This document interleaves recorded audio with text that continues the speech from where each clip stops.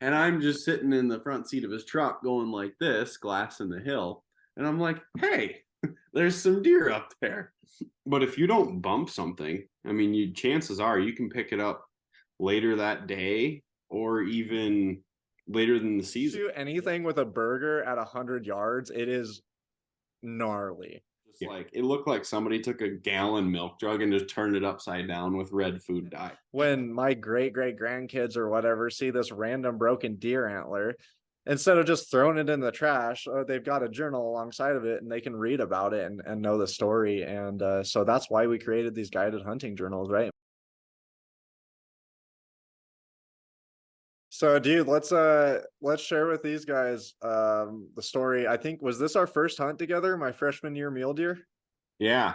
Yeah. Oh man. All right. Where do we start? Okay, so I'll start her out. I just remember, so Deacon and I, we were living in the dorms. We had to keep our rifles at the police station because that's what you had. You obviously couldn't take rifles into the dorms, which I think is BS, but whatever. Yeah. But, yeah, so I got out of class, and this was early on into college, man. It was like our first or second week had to be. No, it was October. It was like our second month because it was deer season.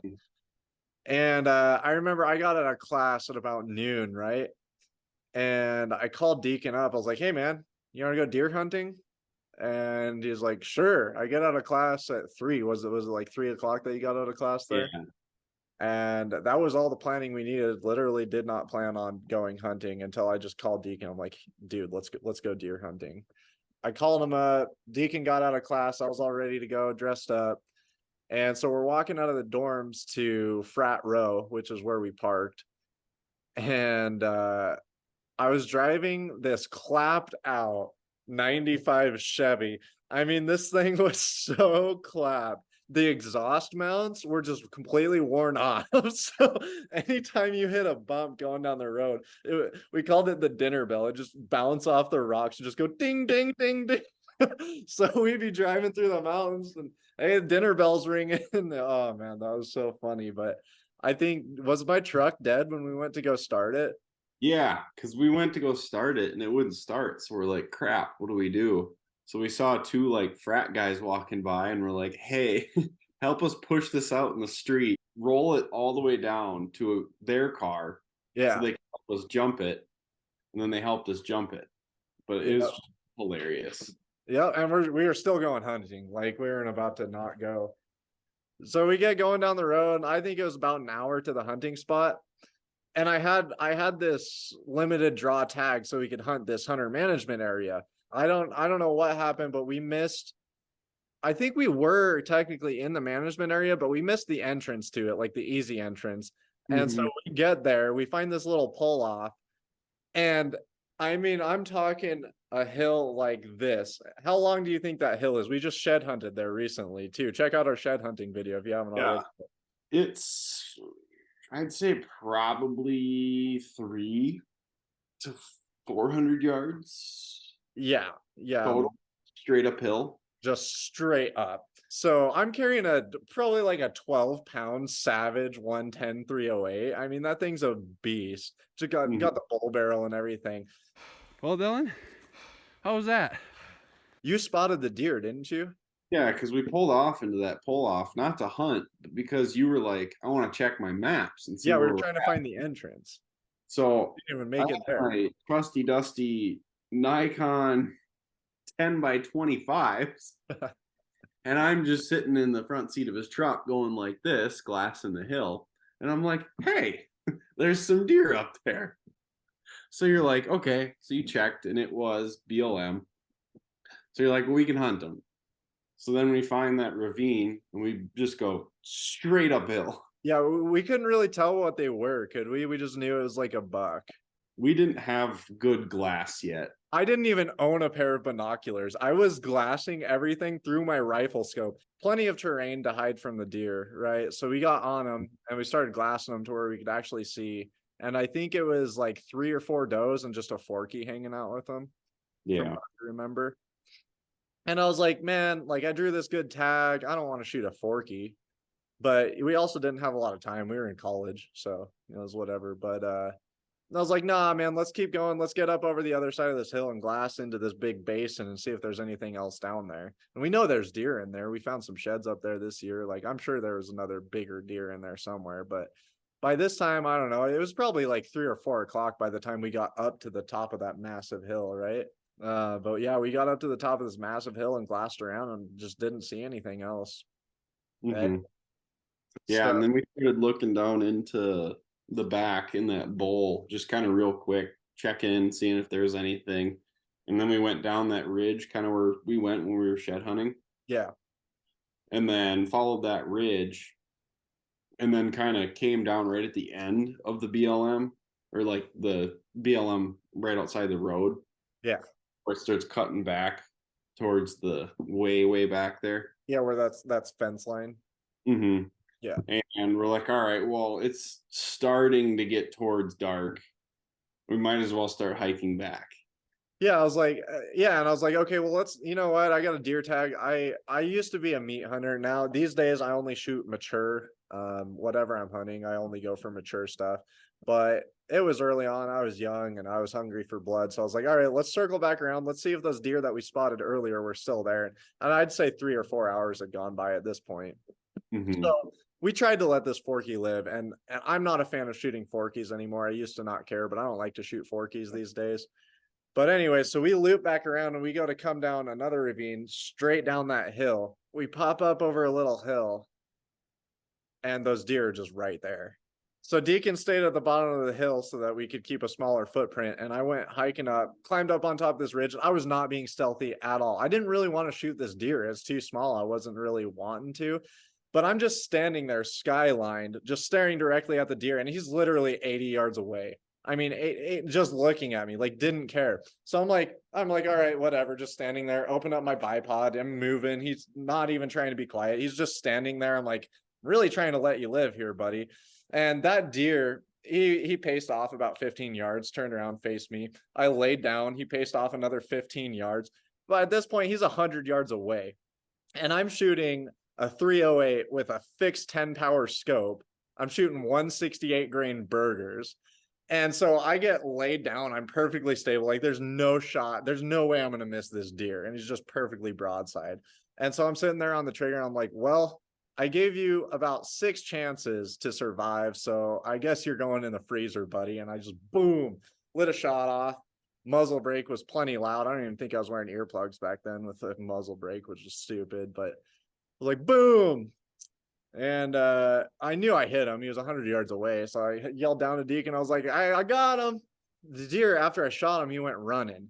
And all of a sudden, after he goes running, I just hear this just a crash. I was like, okay, well, he's definitely down somewhere.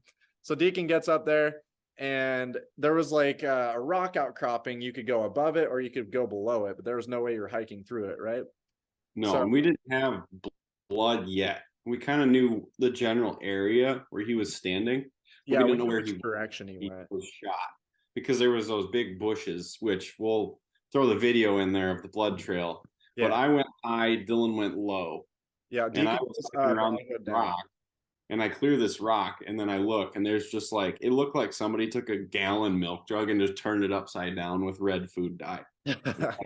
Okay, you definitely hit it.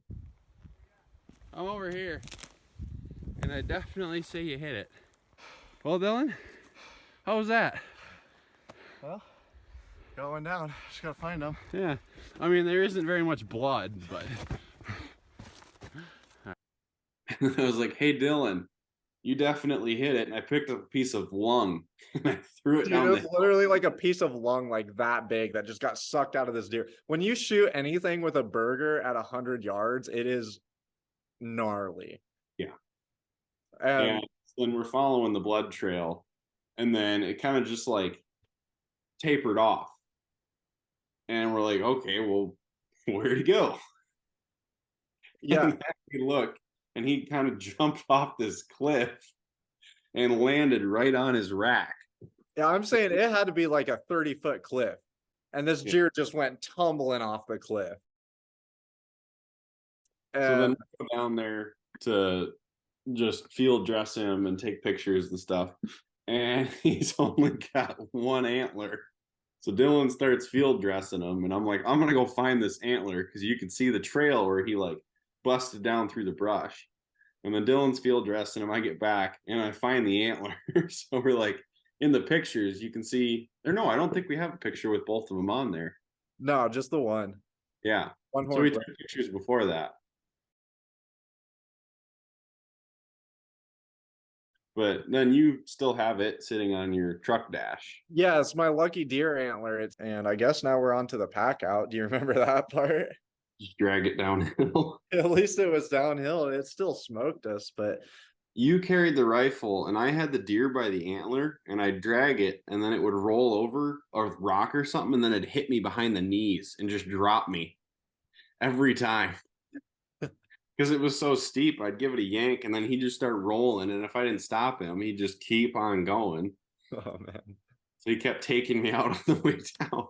I get back to the truck, drop my rifle off, and by the time I turn around to go meet back up with Deacon, he's already basically back at the truck. I think he just grabbed the antler and started running with the thing. I don't remember where we cleaned it. Did you take it back to Casper? No, we went to my grandpa's place in Wheatland. Yeah. Remember that? Oh man, we're so happy to share these hunting stories with you guys. And like we're already, I mean, what was that, 5 years ago now that we did that? Yeah, it'd be 5 or 6 years this fall. Yeah, and so I mean, we're already struggling to remember some of the details of this hunt, and we do have a few pictures, but man, I think it would mean so much to me if we would have journaled that, if we had these guided hunting journals back then, because then we'd know every detail of this. And then when my great grandkids or whatever see this random broken deer antler, instead of just throwing it in the trash, they've got a journal alongside of it and they can read about it and know the story. And so that's why we created these guided hunting journals. And what about like tactics and stuff? Like, what did we learn on that hunt? You know? Yeah, I mean, we learned that if you don't blow something out, it may, because it wandered off. Yeah. When it saw us, it's kind of like, okay, I don't know what it is. And it kind of meandered away. But if you don't bump something, I mean, chances are you can pick it up later that day or even later than the season. Yeah, it's probably still in the area. And yeah, we just circled right back around to where we saw him go, and he was right there 80 yards away and just got smoked with a burger. Right on, man. Well, it's always good to see you. It's good to share these hunting stories with you, man. And man, just a quick plug for the merch, guys. We've got awesome Mountain Country Outdoors merch coming out. We just put it out today. Otherwise, I'd be wearing it, but we'll be probably wearing it in the next video. And we hope you guys will check out the merch on our website, mtncountry-outdoors.com. And we really, really hope that you'll pick up a guided hunting journal so that you can share stories like this. But I mean, that was only 5 years ago. We're already forgetting details, right? So pick up one of those journals so your stories can live on forever. And honestly, dude, I think it might be more important now than ever to record these stories, because do we really even know if our grandkids are going to be able to hunt? Like the way things are going, things could change a lot. So I think this generation that we're in right now, we need to be recording these stories just in case, God forbid, that our children and grandchildren don't get to have these same experiences, you know? Yeah, and even if like a buddy of ours draws that tag, we could just be like, this is the hill we went up, this is where we went in. Yeah. I mean, we found sheds in there, deer in there. There's plenty to look at. All right there. And there's pictures, tips and tricks, everything that you learned on that hunt, what the weather was like, just so much good stuff in there. So make sure you guys pick up your guided hunting journal before the season starts. It's coming up real quick. So give yourself plenty of time to get it in the mail and go ahead and fill them out. Put the pictures in. It's a little bit of work up front, but man, it'll last forever. And trust me, future generations will thank you, and you'll probably thank yourself in the future when you go back and look at them.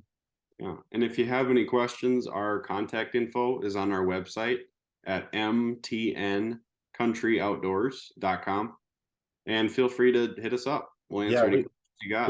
We'd love to hear from you guys. We'd love it if you commented on this video, share your own hunting stories with us, and we might even just feature them on the channel if you want to zoom in like this with us and share a hunting story. So wish all you guys luck this season, and we're going to get back to work, but happy hunting, and may your spirit stay strong and your aim be true.